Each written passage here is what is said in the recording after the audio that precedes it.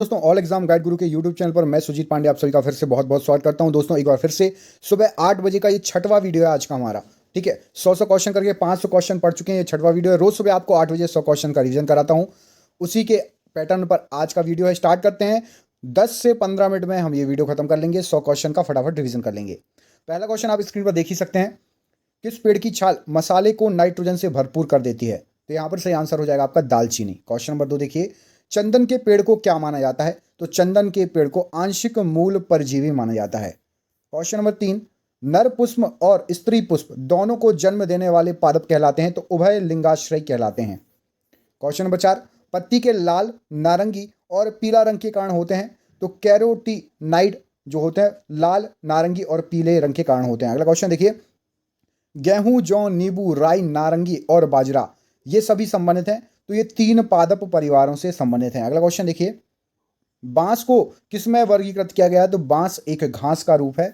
अगला क्वेश्चन देखिए, धनिया में उपयोगी अंश कौन सा होता है? तो पत्ते होते हैं धनिया के, धनिया के पत्ते जो आप सब्जी में डालते हैं, और सूखे फल उसका आप चूड़ा बना के धनिया पाउडर के रूप में इस्तेमाल करते हैं। जैव ईंधन किसके बीज से प्राप्त होता है? तो जैव ईंधन जेट्रोफा से प्राप्त होता है। याद रखिएगा। किस पादप को शाकीय भारत डॉक्टर कहते हैं? तो आंवला को शाकीय भारत डॉक्टर क्या कहा जाता है। बायां महाधमनी चाप इनमें दिखाई देता है, तो ये स्तनपाइयों में दिखाई देता है। अगला क्वेश्चन देखिए, लिटमस प्राप्त होता है, तो एक लाइकेन से लिटमस प्राप्त होता है। किस फसल में एजोला एनाबीना जैव उर्वरक का प्रयोग किया जाता है? तो चावल के फसल में एजोला एनाबीना जैव उर्वरक का प्रयोग होता है। चिलगोजा किस एक प्रजाति के बीज से प्राप्त होता है? तो पाइन प्रजाति के बीज से प्राप्त होता है। फलीदार पादपों की जड़ों में उपस्थित गांठों में पाए जाने वाले नेत्रजन स्तरीकरण जीवाणु कौन से हैं? तो ये सहजीवी जीवाणु हैं। अगला क्वेश्चन देखिए, जड़ें धनात्मक भूम्यानुवर्तन होती हैं, तो अधिकांश जड़ें धनात्मक भूम्यानुवर्तन होती हैं। पेड़ों की पत्तियों में पाए जाने वाला हरा पदार्थ क्या कहलाता है? तो क्लोरोफिल हरा पदार्थ है जो कि पेड़ों की पत्तियों में पाया जाता है।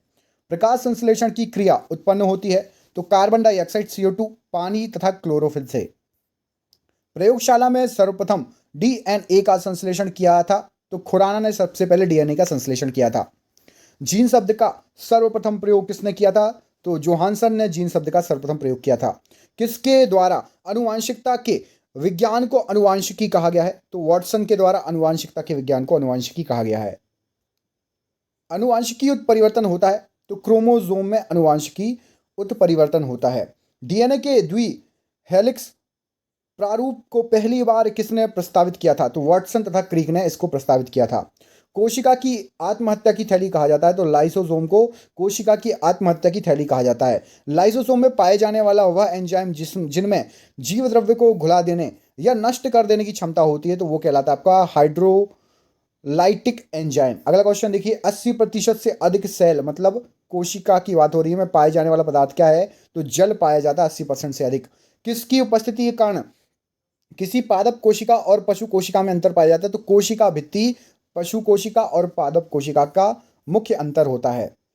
गोल्जी काय का प्रमुख कार्य क्या है? तो स्रावी जो है गोल्जी काय का प्रमुख कार्य है। एक काष्ठीय पौधे की आंतरिक छाल का मुख्य कार्य क्या होता है? तो पत्तियों से पौधों के अन्य भागों को खाद्य परिवहन करना, ये काम होता है आंतरिक छाल का। संवहनी पौधों में पानी ऊपर किससे आता है? तो जाइलम टिश्यू से संवहनी पौधों में पानी ऊपर आता है। किस भारतीय वैज्ञानिक ने पादपों में जल की लंबी दूरी के अभिगमन का सिद्धांत प्रस्तुत किया था? तो JC बोस ने यह सिद्धांत प्रतिपादित किया था। संसार का सबसे बड़ा परितंत्र क्या है? तो सागर सबसे बड़ा परितंत्र है।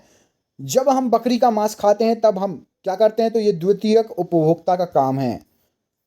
हाइड्रोफाइट कहते हैं एक जलीय पौधे को हाइड्रोफाइट कहा जाता है। पर्यावरण के अजैव अवयव का उदाहरण क्या है? तो वायु पर्यावरण के अजैव अवयव का उदाहरण है। हाइड्रोफोनिक्स संबंधित है, तो ये मिट्टी के बिना पौधे की वृद्धि से संबंधित है। सौर ऊर्जा का सबसे बड़ा यौगिकरण क्या है? तो हरे पौधे सौर ऊर्जा का सबसे बड़ा यौगिकरण है। पारिस्थितिक संतुलन बनाए रखने के लिए भारत में वन क्षेत्र कितने अनुपात में होना चाहिए? तो 33.3% अनुपात होना चाहिए। भारत में मैंग्रोव की खेती के लिए कौन सा क्षेत्र प्रसिद्ध है? तो दक्षिणी 24 परगना का जो है सजने खाली जंगल जो है वो मैंग्रोव की खेती के लिए प्रसिद्ध है। एपीफाइट्स बहुत अधिक विकसित होते होती ऐसे पौधे हैं जो अन्य पर निर्भर करते हैं, तो यांत्रिक मदद हेतु याद रखिएगा। ठीक है, अगला क्वेश्चन देखिए, पादपालय एक सुविधा है जिससे क्या होता है, तो ये नियंत्रित दशाओं में पादपों का उगना संभव होता है पादपालय से। अगला क्वेश्चन देखिए, कौन सा कृषि कार्य पर्यावरणीय दृष्टि से उपयुक्त है, तो कार्बनिक कृषि पर्यावरणिक दृष्टि से उपयुक्त है। अधिकांश मरुस्थलीय पादप रात्रि के समय पुष्पित होते हैं, ऐसा क्यों, तो मरुस्थलीय कीट रात्रि के समय सक्रिय रहते हैं, इसलिए तभी जो है पुष्पित होते हैं। अगला क्वेश्चन देखिए, रेगिस्तान में पैदा होने वाले पौधे क्या कहलाते हैं, तो जीरोफाइट्स कहते हैं रेगिस्तान में पैदा होने वाले पौधे को। पारिस्थितिक निके की संकल्पना को प्रतिपादित किसने किया था, तो ग्रीनलैंड्स ने जो है प्रतिपादित किया था। अगला क्वेश्चन देखिए, सबसे स्थायी पारिस्थितिकी तंत्र क्या है, तो समुद्र जो है या पानी महासागर उसका सबसे स्थायी है पारिस्थितिक तंत्र। मनुष्य किसके द्वारा जीवमंडल में पारिस्थितिक संतुलन बनाए रख सकता है, तो संबंधित पौधों की नई किस्में और पालतू पशुओं की नई नस्ल विकसित करना, ऐसे में आपका पारिस्थितिक संतुलन बना रह सकता है। सामाजिक वानिकी क्या है, तो सामाजिक वानिकी सहकारी स्वामित्व वाली भूमि पर उपयोगी पौधों का उगाना और उसकी व्यवस्था करना। राष्ट्रीय वानस्पतिक उद्यान कहाँ पर स्थित है, तो लखनऊ में स्थित है, याद रखिएगा। भारत में वन अनुसंधान संस्थान कहाँ पर है, तो ये देहरादून में स्थित है। पृथ्वी का विशालतम पारिस्थितिकी तंत्र क्या है, तो जलमंडल पृथ्वी का विशालतम पारिस्थितिकी तंत्र है। 3 क्वेश्चन पूछे गए हैं अभी 50 में से, घुमा फिरा के सबका आंसर कुल मिला के जल है। पूछा ये क्या कि पारिस्थितिकी तंत्र सबसे अच्छा किसका है, सबसे विशाल किसका है और सबसे बड़ा कौन सा है, तो जलमंडल। ठीक है, एक कृत्रिम पारिस्थितिकी तंत्र निरूपित किया जाता है, तो जल जीवशाला द्वारा निरूपित किया जाता है कृत्रिम पारिस्थितिकी तंत्र। अगला क्वेश्चन देखिए, रेड डाटा बुक उन जातियों के बारे में जानकारी देता है जो संकटापन्न है, खत्म होने की कगार पर हैं। भारत में पारिस्थितिकी असंतुलन कौन एक प्रमुख कारण है, तो वनोन्मूलन जो है सबसे बड़ा कारण है असंतुलन का पारिस्थितिकी में।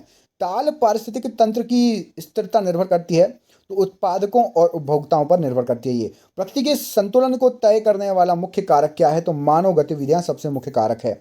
वैश्विक विरासत का वन माना जाता है, तो पश्चिम बंगाल में सुंदरवन जो है वो वैश्विक विरासत का वन है। वह वर्णक जो वनस्पति को बैगनी किरणों के दुष्प्रभाव से बचाता है कौन सा है, तो फाइकोसाइनिन जो है ये बैगनी किरणों के दुष्प्रभाव से बचाता है। सर्वाधिक जैव विविधता कहाँ पाई जाती है, तो उष्ण कटिबंधीय वर्षा वनों में सर्वाधिक जैव विविधता पाई जाती है। पारिस्थितिकी तंत्र में तत्वों के चक्रण को क्या कहते हैं, तो जैव भू रासायनिक चक्र कहते हैं। अगला क्वेश्चन देखिए, चिपको आंदोलन मूल रूप से किसके विरुद्ध था, तो वन की कटाई के विरुद्ध था ये आंदोलन।